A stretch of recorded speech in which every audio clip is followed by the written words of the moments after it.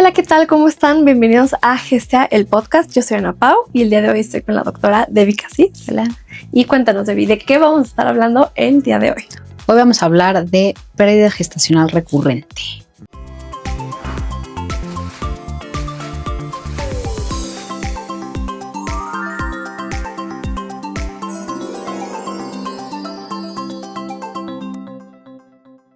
Antes que nada, este nombre, ¿a qué se refiere? Esto es cuando una pareja se embaraza, pero estos embarazos no progresan más allá de la semana 20 de embarazo y que pasa más de 2 veces en una misma pareja.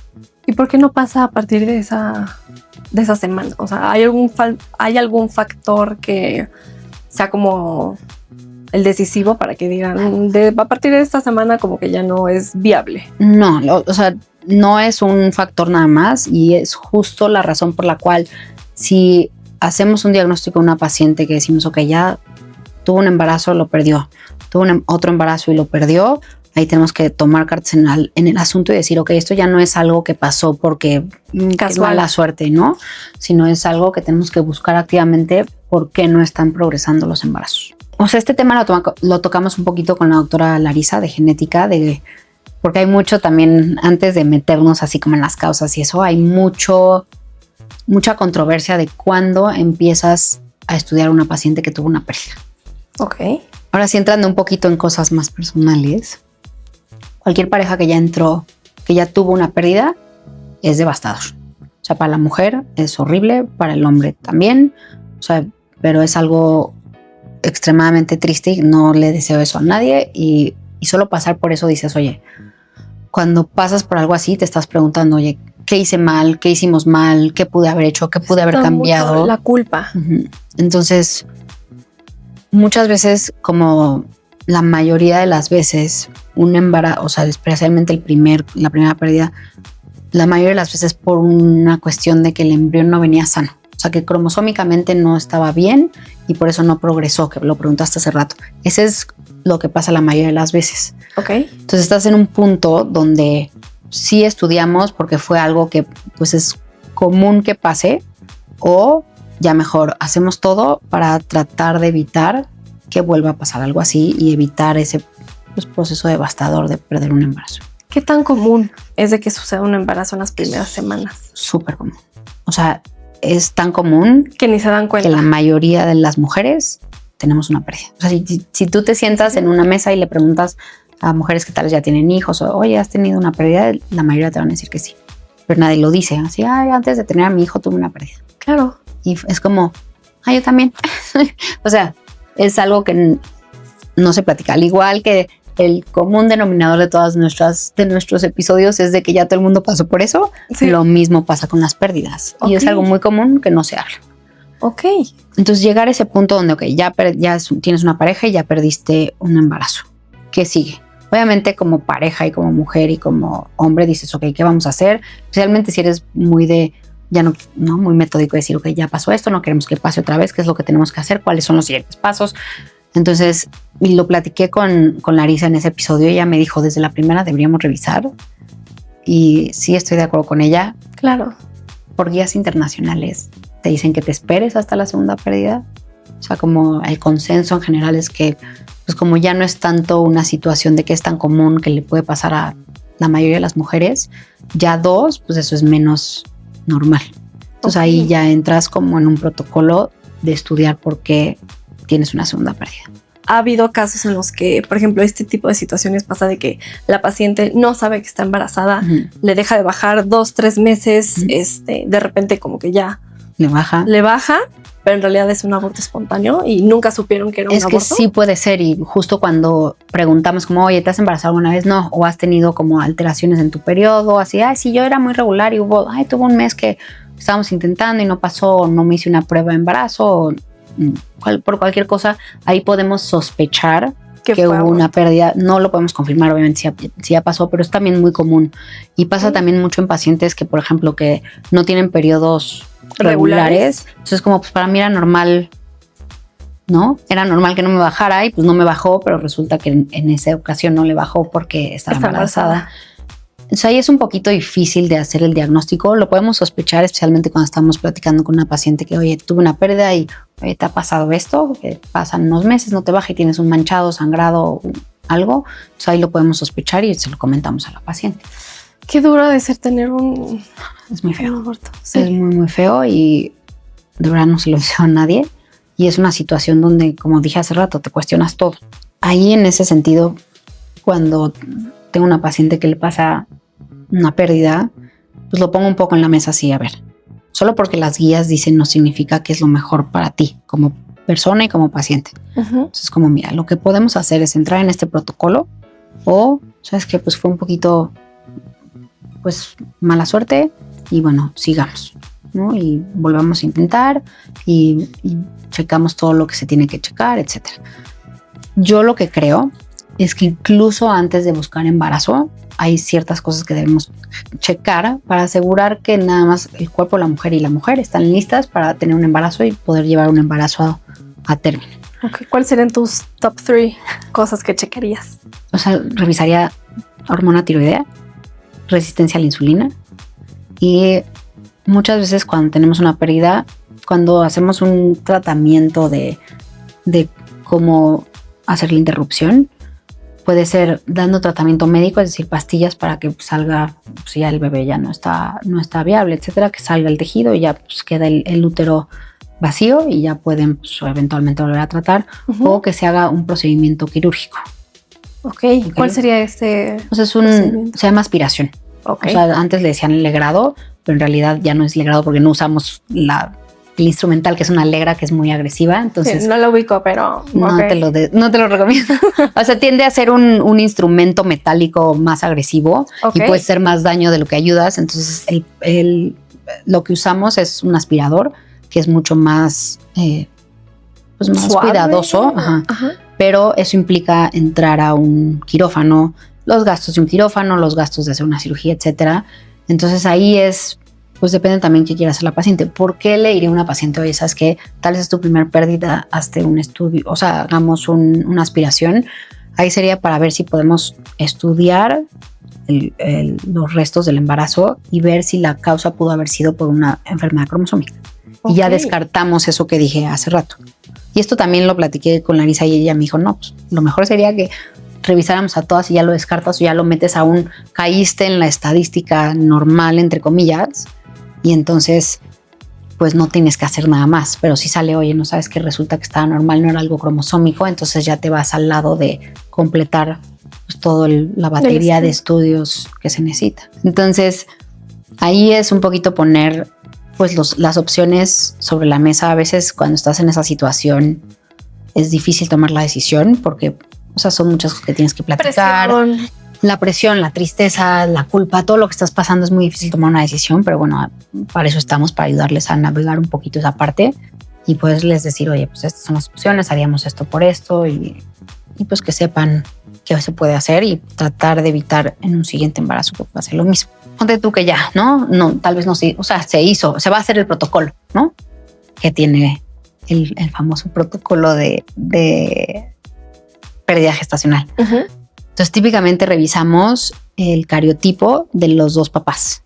Y también Larisa, doctora Larisa, platicamos con ella del cariotipo, que es checar en las dos partes de la pareja que el número de cromosomas que tienen es normal, que eso generalmente es 46XX mujer, 46XY hombre, pero hay veces que aunque tengas el número normal, hay partecitas que se intercambian y sigues teniendo el número normal, nada más hay un intercambio y están en lugares donde no deberían estar. Y eso se llama traslocación balanceada. Eso lo tocaron en el episodio con la doctora. Entonces eso es una causa mucho más rara, pero hay que descartarla. Hay veces en las que la genética de, por ejemplo, de mi novio y la mía, mi genética, no sean compatibles y cause que no sea viable. Pero eso es muy difícil de checar. O sea, no es como que, te voy a decir, si son compatibles y si van. Es muy como difícil. Como en el zodiaco. Sí, así es, bueno, el Libra y Escorpión, ¿no? O sea, eso es muy difícil. No hay ningún estudio que te diga es que no son compatibles o muchas veces el cuerpo de la mujer ataca el esperma y no se puede embarazar. Eso es muy difícil, no hay un estudio que te lo diga. Hay un estudio que se puede checar para enfermedades específicas. O sea, se hace un estudio de sangre tuya, de tu novio, y si tienen la misma enfermedad, o sea, una mutación de la misma enfermedad, ahí pueden tener un hijo con esa enfermedad. Eso es un estudio de portadores, pero eso no es una causa de pérdida. Ok. O sea, eso es solo compatibilidad al nivel de ciertas enfermedades. Sí, o sea, que mi bebé podría tener más probabilidades de desarrollar esa enfermedad. Tener esa enfermedad. Ok. Entonces, pero eso no es parte de pérdida gestacional recurrente, no es una causa. O sea, eso se puede hacer para parejas que están buscando embarazo y que quieren tratar de evitar alguna enfermedad, etcétera, pero no para pérdida gestacional. Ok. O sea, la parte genética de las pérdidas es checar los cariotipos de los dos, de mamá y papá. Entonces esa es la parte de genética. La otra es checar el útero, ¿no? Que el útero tenga una forma normal, que no haya nada adentro que pueda evitar que haya un embarazo, que tengamos un embarazo y se pierda. ¿A qué me refiero con cualquier cosa que pueda ocupar espacio? ¿Qué podría ser como eso? Miomas, Okay. Que son como, o sea, son tumores, no son tumores malos, pero son tumores que ocupan espacios, o son como tumores del mismo músculo del útero. Que, pues, ¿Cómo de qué tamaño? Depende, o sea, pueden haber miomas chiquititos y pueden haber miomas de muchos centímetros. Ok. Entonces el chiste es checar que al menos por dentro, por donde crece el bebé, donde se implanta el embrión y crece el bebé, que no le esté quitando espacio. Okay. Porque tiene que tener el espacio adecuado para que se pegue y que crezca. Entonces que no haya eso, que no haya pólipos, que son muy parecidos a los miomas, pero no son tumores de músculos, sino son como del mismo tejido del endometrio. Okay. Es como cuando en la piel te salen como verruguitas de la misma piel. Pasa un poquito lo mismo en el útero. Es una manera muy coloquial de decirlo, pero sí. O sea, le pasa un poquito eso al endometrio y entonces esos son pólipos. O sea, hay que checar que no haya nada ahí. Okay. Que no esté, hay veces que está pegado una pared con la otra y pues no tiene el espacio tampoco. Que se forman como... ¿Cómo crees? Sí, como adherencias, se llaman adherencias. Sí. Se pega una pared con la otra y en vez de poder pues, separarse y se queda pegado y eso no permite que se dé que continúe el embarazo. O hay mujeres que normalmente el útero en 2 dimensiones parece como un triangulito. Pero si hay algo en medio que se llama septo, como una pared, o sea, como si tuvieras un cuarto y se cruza una pared a la mitad, que haya eso adentro del útero, pues eso también, uno evita que quedes embarazado, que te embaraces y lo pierdas. ¿Cómo se llama eso? Septo uterino. Septo uterino. ¿Y eso qué? O sea, es como... ¿Qué lo causa? Como, generalmente es algo con lo que naciste, son defectos congénitos. Ok. Entonces que no se terminó de formar bien el útero, porque normalmente el útero cuando se está formando son dos, son embriología. Perdón, disculpa. Pero esa no. O sea que son 2 como pedacitos y se juntan y se tiene que ir quitando y formando, como fusionando. Y hay veces que no se termina de hacer eso y por eso quedan quedan así. Como, como. Entonces ese tipo de cosas, ese tipo de efectos, por llamarles de una manera, también se evalúan en pacientes que han tenido pérdidas. Okay. O sea, tienen que descartar eso. Después hay que checar que metabólicamente la mujer está bien. Me preguntaste hace rato que se checa la tiroides. Súper importante revisar tiroides, porque cuando estamos embarazadas, los bebés no producen su propia hormona tiroidea, la toman de nosotras. Entonces, si por algo nuestra tiroides está un poquito más lenta, no está produciendo suficiente hormona, entonces pues eso puede llevar a pérdidas. Okay. Resistencia a la insulina. También hay que revisar que no haya ningún problema en ese sentido, porque podemos no quedar embarazadas o igual embarazar y perderlo. Sabía que la resistencia a la insulina sí tenía como, o sea, sí influía, pero no sabía que era un factor como... Es parte de revisar que no tenga pérdidas por esa razón. Cabe haber un episodio de solo eso, pero sí es parte del protocolo. Ok. Checar que, o sea, en general la mujer esté bien, no haya anemia, no haya nada más, niveles de colesterol, que todo esté bien, ¿no?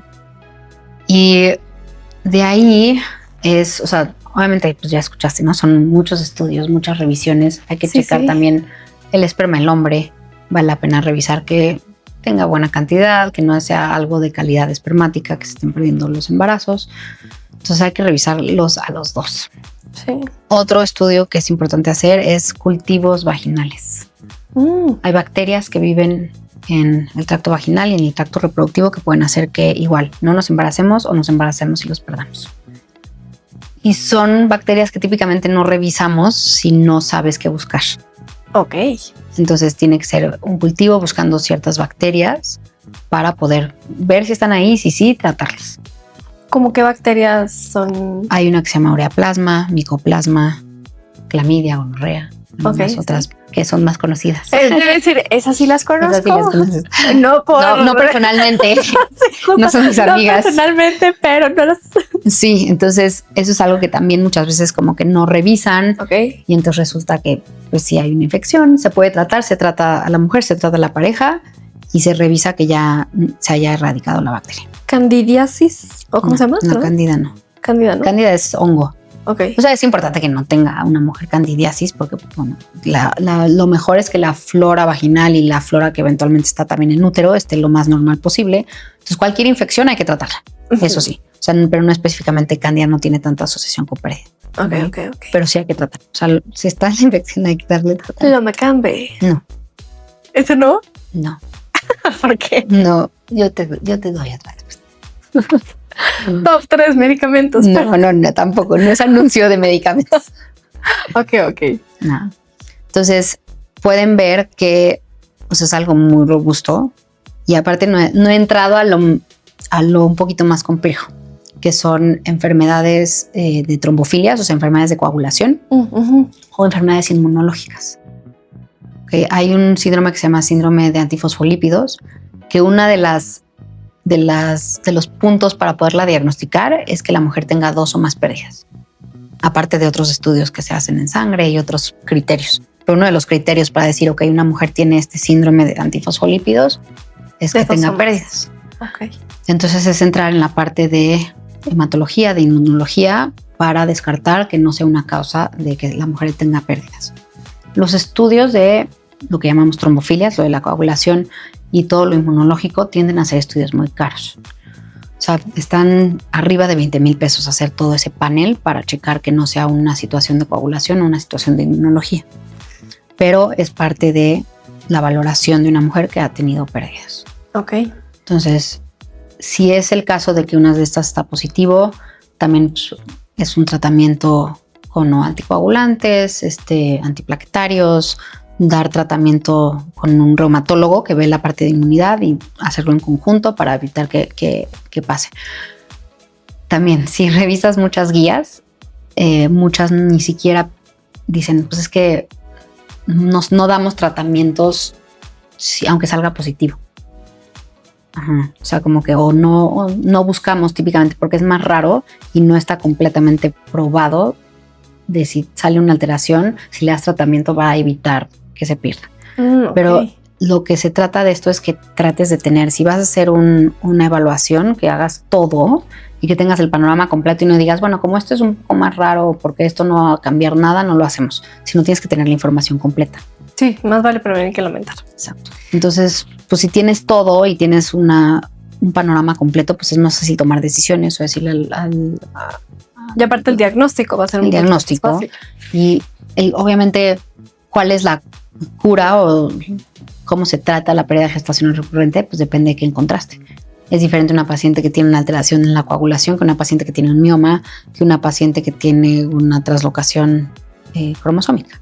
Ok. Entonces depende de lo que encuentres, es qué es lo que tienes que hacer o cómo evitas que pase. Entonces, next steps para las parejas que tuvieron una pérdida, checar la razón. O sea, evaluarse, hacer, y te digo, no lo dije al principio, pero la razón también por la cual desde una primera pérdida, como sabemos que la mayoría son alteraciones cromosómicas y no entra en este panel enorme de todo lo que tenemos que hacer, toda la evaluación que tenemos que hacer, es porque pues también el costo es muy alto. Claro. Entonces siempre ponerlo en una balanza, platicarlo con los pacientes, decir, ok, qué es lo que queremos hacer, cuáles son nuestras opciones y saber que las opciones de estudiar y de evaluar por qué pudo haber pasado están ahí. ¿Y eso sería directamente con un genetista o con quién?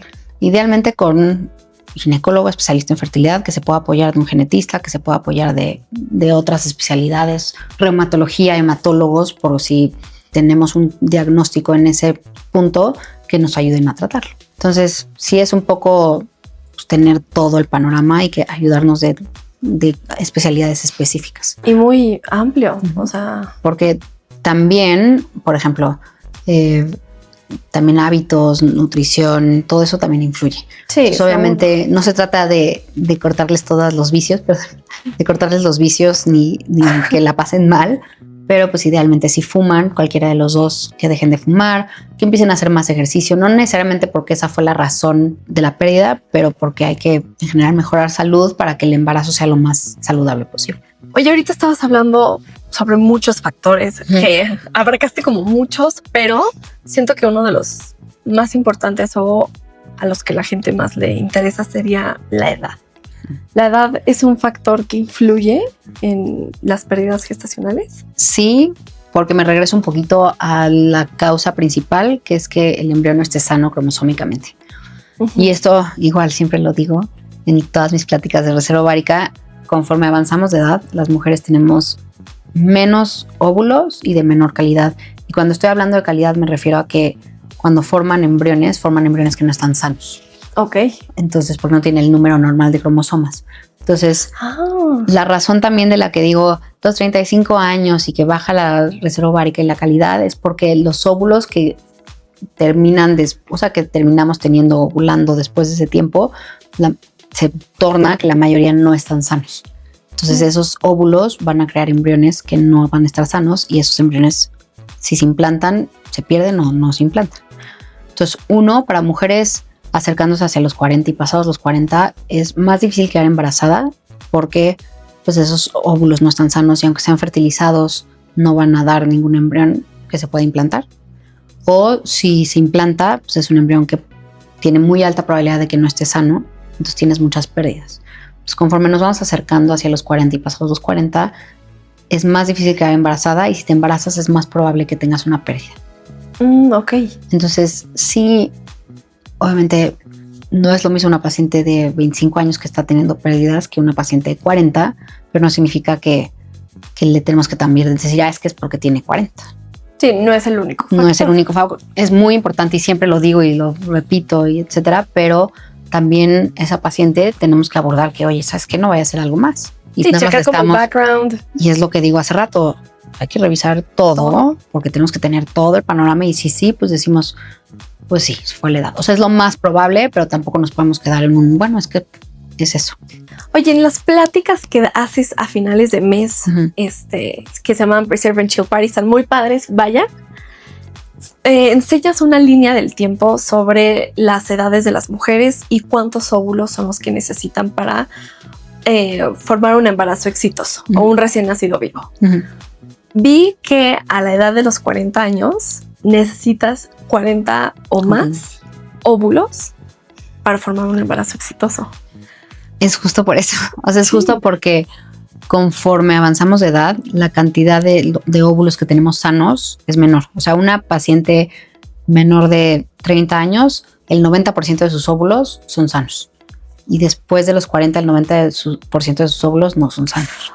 Entonces, por eso necesitas compensar un poquito con la cantidad de óvulos. Hablando específicamente de preservar óvulos o hacer in vitro, en pacientes mayores necesitamos más óvulos para poder encontrar ese embrión que está sano y que te pueda dar un embarazo y que no sea embarazo que pierdas o que no se dé el embarazo, etcétera. También tengo duda aquí. Perdón, una disculpa, sonaré ignorante, pero entre más, pues sí, la calidad disminuye, la cantidad también. Y eso, si se llega a formar un embarazo, hay probabilidades de que el bebé tenga síndrome de Down o algo. Sí, conforme avanzamos de edad, aumenta la probabilidad de tener un embarazo, específicamente con síndrome de Down y otros síndromes cromosómicos. Ah, sí. ¿Y por qué con síndrome de Down es como que Lo que pasa es que la mayoría de los que se pierden, o sea, la mayoría de las alteraciones cromosómicas no son compatibles con la vida. Pero hay algunas como síndrome de Down, síndrome de Turner, Edwards-Patau, son más raros, afortunadamente. Esos sí nacen los bebés y sí tienen pues muchos años de vida. Entonces, por eso es el que más se habla. Porque al final son embarazos que aunque cromosómicamente no es 46X, 46XY, el embarazo puede llegar a término. Entonces, por eso se habla mucho más del síndrome de Down, porque es algo que pues al final vas a tener un bebé con una enfermedad cromosómica.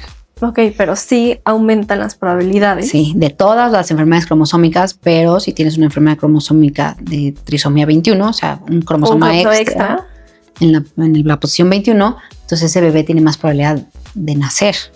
Okay. O sea, porque la mayoría, yo les estaba diciendo, pérdida gestacional recurrentes que no pase de las 20 semanas. La mayoría de las enfermedades cromosómicas no pasan de las 20 semanas, pero los pacientes bebés con síndrome de Down sí sobrepasan las 20 semanas. Wow. Pacientes con síndrome de Turner también, que es tener solo un cromosoma X, se llama monosomía X. Entonces, por eso es más sonado, porque son pues bebés que tienen una enfermedad y nacen y viven muchos años. Y todo el mundo los conoce y pues, sí. ¿Es más hablado? Es más hablado porque pues sí ves a personas con síndrome de Down. Sí. Entonces sí, por eso es el que más, o sea, muchas veces preocupa mucho porque, bueno, todos queremos más bien que nuestros bebés sean sanos. Claro, y por eso se hace en este estudio llamado PGTA, ¿no? O sea, se puede filtrar, o sea, cuando hacemos un tratamiento de fertilidad específicamente y tenemos mujeres que la mujer tiene mayor a 38 años, sí recomendamos hacer este estudio genético que hacemos la estimulación ovárica. Sacamos los óvulos de la mujer, los fertilizamos con el esperma de su esposo, formamos embriones y esos embriones les podemos tomar unas células y checar genéticamente cómo están los cromosomas. Uh-huh. Entonces, una mujer de 38 años, 40 años, muchos de esos embriones que aunque sí se llegaron a desarrollar, pueden tener enfermedades genéticas. Entonces, es una manera de hacer un filtrado de cuáles no, para no transferirlos, porque la mayoría de los embriones que no están sanos los transfieres y no se implantan o se implantan y tienes una pérdida. Ok. Pero, pues obviamente nadie quiere transferir un embrión que puede tener síndrome de Turner, síndrome de Down, porque, pues bueno, tener hijos es difícil, pero tener hijos con alguna enfermedad, pues aún es más difícil. Sí, claro. Sí. Entonces, es la razón por la cual cuando hacemos estudio genético preimplantacional es para evitar tener embriones con alguna enfermedad o que no se vayan a implantar. Y que sean cromosómicamente compatibles con la vida o viables. Exacto. ¿Qué onda con la tiroides? A mí nadie me ha dicho que me cheque la tiroides. Yo sí te he dicho. Yo le digo a todas que se revisen la tiroides. Sí. Yo le digo a todas que se revisen la tiroides. Ah, sí, es verdad. Porque es algo que y también me pasa muchas veces que hacemos estudios genéticos y de trombofilia y carísimos y todo. Y es como, pues nadie checó lo básico. Más común. ¿No? O sea, y soy muy de revisar todo, hay que revisar todo, te he estado diciendo el panorama completo, ¿no? Pero algo que no podemos obviar es la tiroides. ¿Por qué? Y dije al principio, cuando quedamos embarazadas, los bebés no tienen manera de producir su hormona tiroidea, la toman de nosotras. Uh-huh. Si nuestra tiroides no está produciendo suficiente hormona, entonces no se desarrolla un embarazo. Porque la hormona tiroidea tiene que ver es el ajonjolí de todos los moles. Está metido en todos los metabolismos de todo el cuerpo. Sí. O sea, desde el pelo hasta las uñas de los pies y todo in between. Ok. Entonces es el encargado de que el metabolismo del cuerpo a todos los niveles esté regulado. Digo, obviamente, molecularmente hay muchas otras cosas, pero en rasgos generales está involucrado en casi todos los procesos metabólicos. Entonces, si un bebé no tiene adecuada hormona tiroidea, entonces no puede hacer su desarrollo embrionario normal. Y si la mamá no lo tiene. Si la mamá no lo tiene, le tenemos que suplementar. El tratamiento es muy sencillo y somos muy estrictos en los niveles de hormona estimulante de tiroides, que se llama TSH, de cómo tienen que estar en el embarazo para asegurarnos que está en un nivel adecuado para mantener un embarazo sano. ¿Okay? Entonces, específicamente, por ejemplo, en pacientes que ya se saben que tienen un problema de tiroides, hipotiroidismo, por ejemplo, que es cuando la tiroides está funcionando un poco más lento y las tenemos que suplementar. Muchas veces el embarazo te cambia todo y tenemos que reajustar dosis y tenemos que estar muy pendientes de eso porque eso sí puede ser una causa de una pérdida. ¿Qué otro factor aparte como de la tiroides y resistencia a la insulina? Resistencia a la insulina, la parte cromosómica. O sea, esas son como las principales, las tres más comunes. La parte de lo que te platiqué del útero son menos comunes, pero te digo, no hay que obviar nada. Uh-huh. Entonces hay que checar todo otra vez. Al hombre, no hay que dejar al hombre a un lado, porque también que sea un hombre arriba de 40 años, que fume, que no haga ejercicio, que tenga niveles de colesterol alto, que tenga también problemas de tiroides, que tenga resistencia a la insulina, todo eso afecta en la calidad espermática. Uh-huh. Y la calidad espermática en un embarazo sí también podría influir en que haya una pérdida. Sí. Hay muchos videos en TikTok que si el esperma está mal es la causa principal de las pérdidas. No es así. Me encantaría que fuera tan fácil como para ver a quién le echamos la culpa. Pero a nosotros ya no. Y tampoco en pérdida gestacional recurrente, tampoco, y como en todo, en fertilidad. No se trata de buscar culpables. Simplemente, ¿qué podemos hacer para mejorar todo? Para asegurar que todos los factores, que de por sí es muy complejo quedar embarazado y de por sí es muy complejo que se mantenga un embarazo, y es un milagro que estemos todos aquí. ¿Soy de un verdad, milagro? Somos un milagro. No soy un error. O sea, pero verdaderamente todo lo que tiene que pasar para que llegue un embarazo, desde que se fecunda hasta que nace La el bebé, temperatura, todo. todos los astros, todo lo que quieras. En realidad, si podemos mejorar todos los factores que sabemos que pueden influir, hay que mejorarlos. Entonces, el hecho de que también el hombre se cuide, que mejore hábitos, que deje de fumar, que mejore niveles de colesterol, que si tiene resistencia a la insulina, y eso lo estamos viendo mucho en tratamientos de fertilidad donde pues el óvulo está muy bien, pero el esperma no estaba muy bien y pues no se desarrolla ningún embrión. ¿Sabes por qué? Porque el esperma no tenía la calidad para darle esa competencia al embrión de formar un embrión sano. Entonces todo tiene que ver, al final es la mitad del material genético. Bien lo dices, la fertilidad es compartida. Es de dos. Es de dos. Entonces hay que revisar todo lo revisable, hay que revisar las dos partes, no solo, o sea, yo me enfoqué en la mujer porque es la que carga el embarazo. Claro. Pero ese bebé viene de dos personas. Claro, sí. Y te ha tocado con pacientes que la paciente le echa un chorro de ganas, se cuida la tiroides, la resistencia a la insulina, se hizo tales cosas, o sea, se cuida cañón. La revisas, la reserva ovárica, bien. Todo está calidad perfecto, todo está bien. Y con el hombre así de... Sí. Y lo hemos platicado mucho, que es una causa importante de infertilidad, o sea que el hombre no se cuida, o que el hombre tiene poco calidad espermática, o poco esperma, o no se mueve, que bebe, que fuma, que se va en la bici, que se mete al jacuzzi, al sauna. Entonces eso también influye, y no nada más, o sea, y creo que siempre lo platico, sí, al menos en el podcast sí lo he dicho, pero la infertilidad no es solo no me puedo embarazar, también entra en esa sombrilla de infertilidad. No estoy llevando un bebé a término, eso es en realidad la infertilidad. No estoy embarazándome, pero no está llegando mi bebé o sea, no estoy teniendo mi bebé. Sí, no, recién nacido vivo. O las mujeres que ya se embarazaron, ya tuvieron un bebé y no se están pudiendo embarazar una segunda, tercera vez, eso también es infertilidad. Entonces es un espectro muy amplio, y la pérdida gestacional recurrente es una parte de infertilidad, y hay que revisar a los dos siempre. Duda. ¿Hay factores con menos peso que puedan llegar a influir en las pérdidas gestacionales? Sí. O sea, por ejemplo, platicábamos de los hombres, ¿no? Que si fuma, o que si fuma la mujer. O sea, son cosas que tal vez, o vape. Esas cosas. Mente tiburón. O sea, esa es otra que dices, ok, tal vez no sabemos que, o sea, sí sabemos que puede tener un efecto malo sobre el embarazo, pero es como, pues hay que quitar ese factor.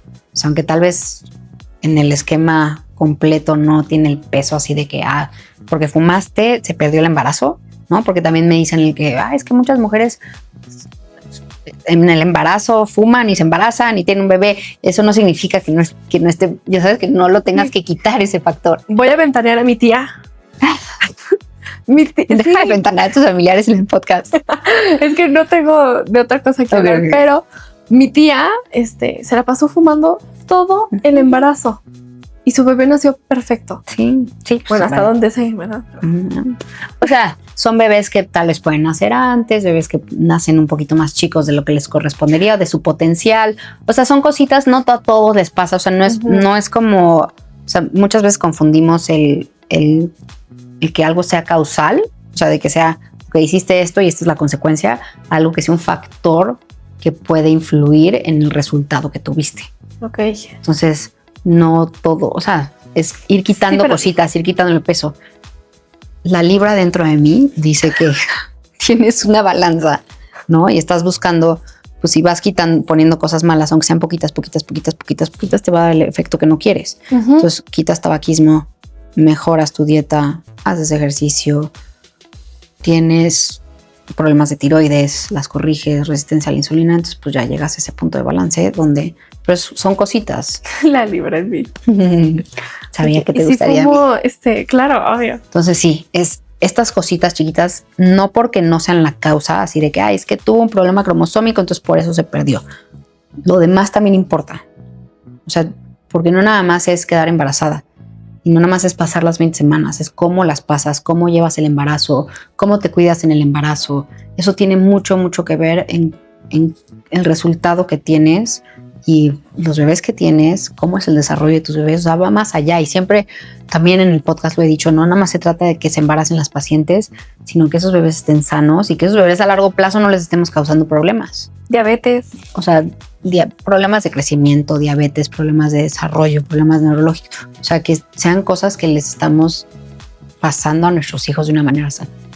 Creo que este tema, o sea, aparte de que es un tema muy personal, o sea, creo que también lo he dicho en el podcast, que sí, bueno, yo he tenido pérdidas y lo voy a repetir otra vez, no se lo deseo a nadie, ni a mi peor enemigo, pero creo que es importante, uno, que sepamos que no estamos solas. Típicamente lo vivimos mucho en la soledad, incluso cuando tienes pareja, tampoco sabes tú cómo abordarlo con tu pareja ni tu pareja contigo. Entonces es un momento donde no estás sola, te tienes que comunicar, que tienes que buscar ayuda si es necesario. O sea, si necesitas platicar con alguien, una amiga, una psicóloga, con tu doctor. 100% se debería de hablar esto. Y se debería hablar, esto es muy común. De verdad, si te sientas en una mesa, alguien te va a decir, como cuando ya cierras el capítulo y ya lo ves como, ok, yo ya tuve mis hijos y ya estoy tranquila, o lo estás viviendo en ese momento. Cuando lo estás viendo en ese momento es muy difícil hablar del tema, pero cuando ya lo pasaste, ya lo viviste y ya lo cerraste ese capítulo, ya es más fácil platicarlo y decir, ok, sí, fue mal momento, pero me apoyé de otras personas, no estaba sola, y eso es lo importante. Es que la soledad te friega durísimo. O sea, es que sentirte sola, sentir que eres la única a la que le ha pasado cuando, o sea, y no por quitarle, no, quitar y decirte, no eres la única, entonces no por minimizar. No minimizar, esa es la palabra que estaba buscando, sí. Sino por no sentirte sola y no sentirte abandonada o sentir que algo hiciste mal. O sea, disipar esa culpa es muy importante, y que cuando vas a un abordaje como médico, y muchas veces también checamos y todo está bien, y eso también puede ser muy frustrante. Aparte sería esa como otra razón para sentirte culpable. Y te sientes culpable y dices, ¿qué hice? O sea, si yo estoy bien, si todo está bien, ¿qué pasó? Entonces creo que es muy importante trabajar sobre ello. Creo que las pérdidas tampoco, hay que tener mucho cuidado de tampoco clavarse tanto, pero tampoco decir es algo normal que pase y sigamos todos con nuestra vida, sino darle la importancia que necesita, darle el abordaje que necesita, trabajarlo, y ya con esa aceptación, con ese trabajo, entonces ya puedes cerrar y vamos a ver cuál es el siguiente paso, y es buscar esa familia, buscar ese embarazo que queremos. Sí, para disipar esta culpa que dices, es totalmente necesario que se hable del tema. Quitar el tabú, quitar esta barrera, esta ignorancia o sí, pues este miedo de desinformación, de que nos pasa a muchas. Es más normal de lo que crees, o más común. Sí, como todas las cosas, pero sí, para quitar esta barrera de y que se pueda hablar del tema, y cuando hablas de algo siempre sientes como ese peso que se va. Sí. Y que dices, ok, ya entiendo qué pasó, hay una solución, o incluso no entendimos qué pasó, pero vamos a seguir y vamos a hacer un plan, y esto es lo que vamos a hacer en un siguiente intento. Pero bueno, eso ha sido todo por el episodio del día de hoy. Muchas gracias por quedarse con nosotras a escuchar el episodio o a verlo. No olviden suscribirse y estar atentas a los nuevos episodios. Yo soy Ana Pau. Yo soy la doctora Debbie y los vemos en el siguiente episodio. Bye.